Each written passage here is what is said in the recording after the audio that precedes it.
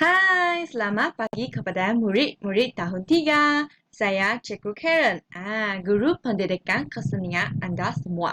So, pada hari ini kita akan mempelajari unit yang baru, iaitu unit 7. Tajuknya ialah berwarna-warni. Berwarna-warni. Okey. So, pada mula-mulanya, Cikgu Karen akan memberikan satu gambar untuk Anda semua. Iaitu gambar ini. Anda boleh merujuk kepada gambar ini. Sangat berwarna-warni kan? Dan anda boleh fikir, apakah teknik yang digunakan untuk menghasilkan karya seperti gambar ini? Dia sangat cantik, menarik kan? So, apa yang teknik yang digunakan dalam karya ini? Ini adalah apa yang kita akan pelajari pada hari ini. So, teknik ini adalah gurisan. Ada orang tahu apa itu gurisan? Gurisan ini dia merupakan satu aktiviti dilakukan dengan menggunakan objek atau alat yang tajam untuk menggores permukaan bahan bagi menghasilkan sesuatu gambar. Anda boleh gunakan alat yang tajam seperti pembaris. Lihat sudut ini sangat tajam untuk menggores permukaan bahan supaya anda boleh hasilkan gambar yang anda inginkan. Seperti contoh ini. Ini adalah tema kucing kan? Ada beberapa kucing dan dalam belakangnya ada pagar, ada tumbuh-tumbuhan. Dia adalah dihasilkan dengan menggunakan teknik gurisan. Dia menggunakan seperti ruler dan menggores untuk menggores rupa yang anda inginkan. So gambar ini adalah gunakan teknik gurisan. Okey, kita sambungkan. Ini adalah langkah untuk membuat lapisan pada permukaan kertas dengan oil, pastel atau krayon. So, kalau ingin membuat karya gurisan, kita biasanya ada 3 lapisan. So, lapisan pertama adalah kertas lukisan. Macam ini, kertas lukisan. Dan lapisan kedua merupakan krayon atau oil pastel. Seperti gambar ini. Ini adalah lapisan kedua. Seperti oil pastel ataupun krayon. Ini krayon yang sangat lama punya. Cikgu gunakannya pada usia seperti anda semua. So ini sangat lama punya. Dan ataupun oil pastel. Dua-dua ini ada sedikit perbezaan. Seperti oil pastel, ia lebih berminyak. Tapi lebih mudah kotor semasa guna, dan krayon akan lebih mudah untuk digunakan dan lebih bersih sedikit. So, mana-mana satu pun boleh asalkan anda boleh dapatinya dalam rumah anda. Dan lapisan yang ketiga juga krayon atau pastel. Seperti gambar ini. Pertama ialah kertas lukisan, kedua ialah krayon atau oil pastel, dan ketiga ialah krayon atau oil pastel yang berhitam atau gelap punya. Dia merupakan lapisan yang ketiga. Biasanya gelap seperti hitam, warna hitam. So, kita akan menghasilkan 3 lapisan untuk membuat karya gurisan. Dan selepas ada 3 lapisan itu, kita perlu menggoresnya. Menggoresnya supaya menghasilkan gambar yang anda inginkan. So, untuk menggores permukaan itu, kita boleh gunakan pelbagai alat. Dan alat yang pelbagai, dia akan menghasilkan kesan garisan yang pelbagai. Seperti ini adalah seperti alat-alat ini. Seperti lidi, dia permukaan yang sangat tajam kan? Dan juga kayu atau pensel pada bahagian akhir tu dia tebal sikit. Ataupun pembaris, sudut ini juga sangat tajam. Ataupun batang aiskrim, seperti ini, dia ada sangat tebal kan. Dan juga itu paperclip, seperti paperclip ini. Paperclip ini dia juga sangat tajam. So, alat-alat ini dia digunakan untuk menggores permukaan itu.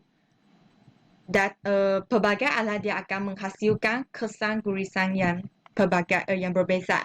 Seperti yang tajam-tajam ini, dia akan menghasilkan kesan garisan yang lebih halus. Yang tajam punya dia akan menghasilkan yang lebih halus. Tapi bagi seperti aiskrim, batang aiskrim ini, dia akan menghasilkan kesan gurisan yang lebih tebal. Seperti kalau anda ingin menghasilkan rupa-rupa daun, seperti ini anda boleh gunakan batang aiskrim supaya dia lebih tebal sikit. Kalau mau menghasilkan seperti rupa kucing atau bunga-bunga ini, boleh gunakan lidi atau ruler yang lebih halus sikit supaya boleh menghasilkan garisan yang halus. Okey? Ini adalah pelbagai alat-alat dan cara penggunaannya. Seperti gambar ini. Nampak? Sini dia menggunakan alat yang lebih halus, tajam. Dan supaya menghasilkan kesan garisan yang tajam sikit. Seperti ini. Dan di sini dia telah menggunakan alat yang tebal sikit supaya menghasilkan kesan yang sangat tebal. Okey, kita sambung untuk menghasilkan karya gurisan ini kita ada banyak sebenarnya ada banyak tema. Seperti ini tema rumahku, juga tema flora dan juga tema ikan. Dan tema rama-rama. Semua sangat cantik. Dan juga tema burung. Seperti ini banyak karya gurisan. Nampak? Dia adalah tema yang sama, tetapi dia telah menghasilkan karya yang berbeza. Ini adalah berdasarkan dengan kreativiti anda. Walaupun tema yang sama, tetapi semua karya ini berbeza dan mempunyai kreativiti sendiri. Okay, so kita akan mempelajari bahasa seni visual daripada gambar ini. So, marilah kita lihat apa bahasa seni visual yang dapati dalam gambar ini. Atau apa-apa unsur seni atau prinsip rekaan. Okay, yang pertamanya adalah unsur seni rupa. Kita boleh mendapati rupa organik dalam gambar ini. So, apa itu rupa organik? Tahu tak rupa organik? Iaitu rupa bebas yang tidak bersudut. Seperti daun-daun atau batu atau burung ini. Dia lebih kepada rupa organik ini dia lebih kepada alam semula jadi. Dia tidak sama dengan rupa geometri. Rupa geometri ada yang bersudut-sudut atau bersegi empat macam ini. Dan dalam gambar ini adalah rupa organik, iaitu burung ini. Dan unsur seni yang seterusnya seperti jalinan. Jalinan tampak. Nampak? Dalam gambar ini ada jalinan kan? Tetapi dia jalinan tampak. Jalinan tampak maksudnya dia boleh dilihat tapi tidak boleh dirasai melalui sentuhan. Nampak gambar ini, anda boleh lihat jalinannya tetapi anda tidak boleh rasainya dengan sentuhnya. Anda boleh lihat saja. Okay, yang ketiga kita boleh jumpai garisan berpusar di sini. Di akhir ekor sini. Garisan yang berpusar ini merupakan unsur seninya yang dapat didapati dalam gambar ini. So, yang keempat, ini adalah prinsip rekaan seperti kepelbagaian warna. Nah, dalam gambar ini kita boleh lihat pelbagai jenis warna yang digunakan. Seperti warna merah, warna kuning, warna biru, warna ungu, warna hijau. So dia telah mewujudkan kepelbagaian warna dalam gambar ini. So, ini adalah bahasa seni visual yang jumpai dalam gambar ini. Okay, seterusnya. So, teknik gurisan ini dia boleh dijadikan apa kegunaannya? Dia boleh menjadi kad ucapan kepada orang lain. Seperti ini. Ini adalah kad hari guru. Dan ini adalah kad hari lahir. Kalau anda ingin menghadiahi sebuah kad ucapan, Anda boleh menggunakan teknik gurisan. Dia sangat cantik kan? Ada kek di sini, ada happy birthday, ada bunga. Anda gunakan kreativiti sendiri untuk menghasilkan kak ucapan dengan teknik gurisan. Sangat cantik kan? So, apakah alat dan bahan untuk menghasilkan gurisan? Sangat simple punya. So, Anda perlu kertas lukisan, Anda perlu oil pastel atau krayon, mana-mana satu pun boleh. Dan alat untuk menggores permukaan, iaitu lidi, ataupun pembaris, ataupun batang aiskrim. Semua ini pun boleh. So, marilah kita lihat proses menghasilkan kak ucapan dengan teknik gurisan.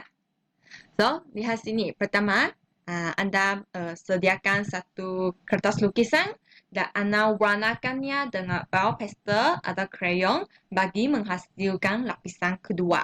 Ini merupakan lapisan kedua.